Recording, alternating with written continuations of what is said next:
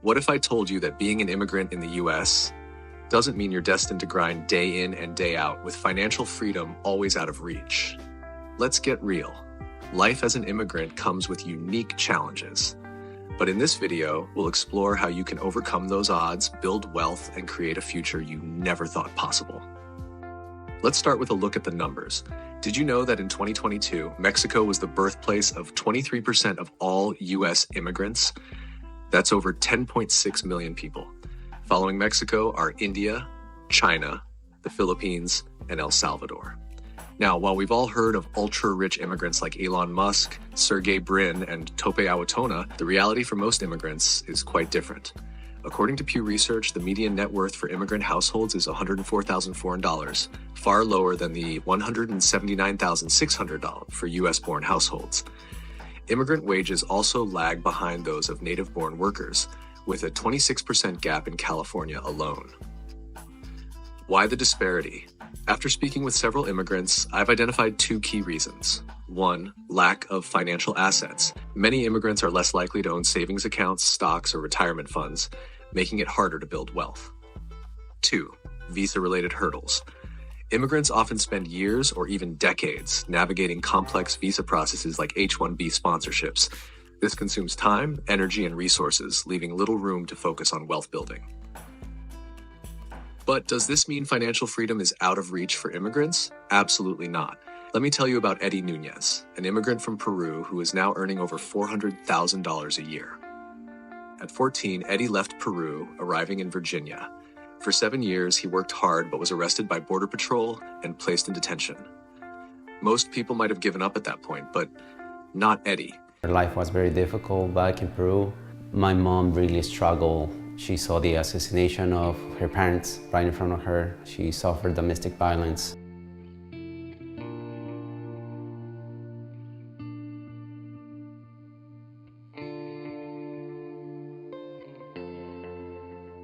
Crossing the border is not easy, especially for a 14-year-old.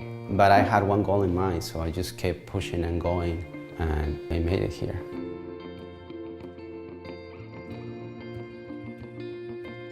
Life as an undocumented person was very difficult. I resented my life here. Sometimes I resented my mom. Living here as an undocumented person just means working and working and working because you want to achieve something.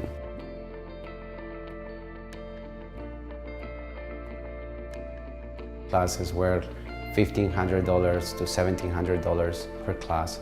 I couldn't apply for financial aid. I couldn't get any federal grants, so I was paying out of pocket.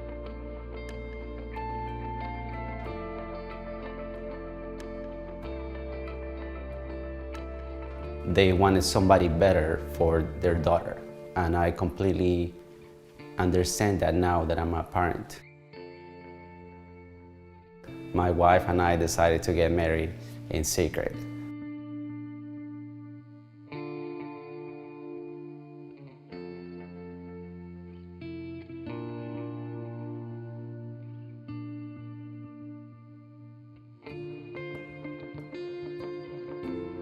So unfortunately, Canada couldn't officially or lawfully give me asylum. So they had to send me back to the United States. And I ended up in immigration jail. I never been arrested. I never got in any type of trouble with the law before. So for me, it was shocking to be detained. I felt like a criminal. So I was desperate to get out.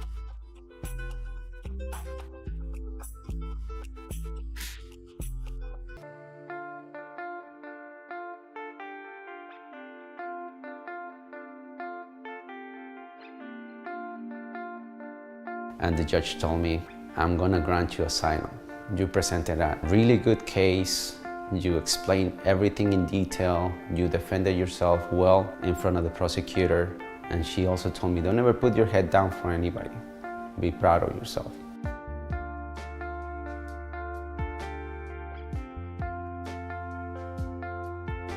I felt like I had lost so much time. And I also knew that studying medicine was gonna be extremely expensive. So I decided to pursue a degree in cybersecurity.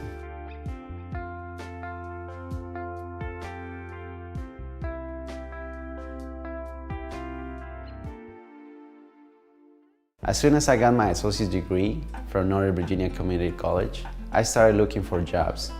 Any IT job I started applying for. Now I work as a cybersecurity contractor full-time.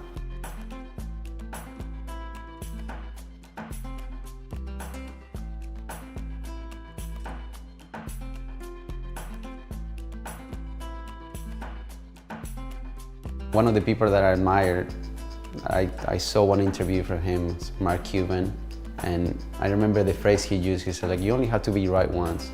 So I had many crazy ideas, and my wife, who was always pushing me from behind, she was like, that's a great idea, let's make it happen.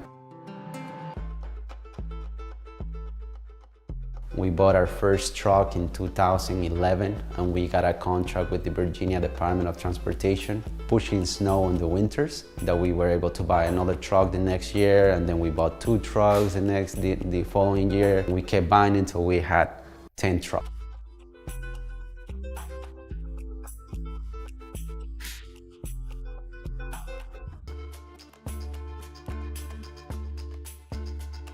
With that money, I ended up moving to Luckett's, Virginia, and I bought a 4-acre property where I could park my trucks.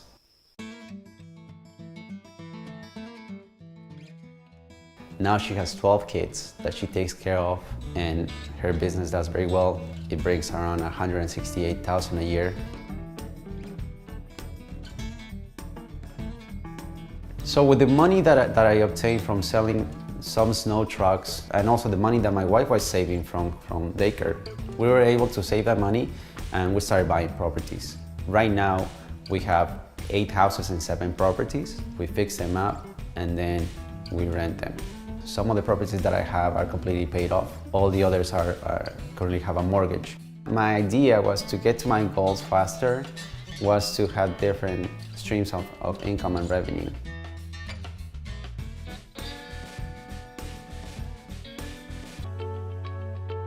My goal is to have 20 houses and also to buy 2 additional businesses.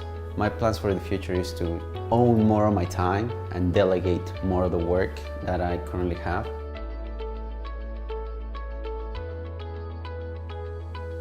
I just started crying.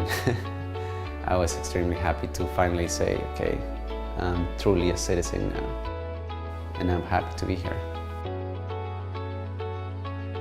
Life is not easy, but it has definitely given me the good opportunities to be present in my kids' daily lives, and I got to see them grow up. I'm very grateful with the opportunities. I'm grateful with God.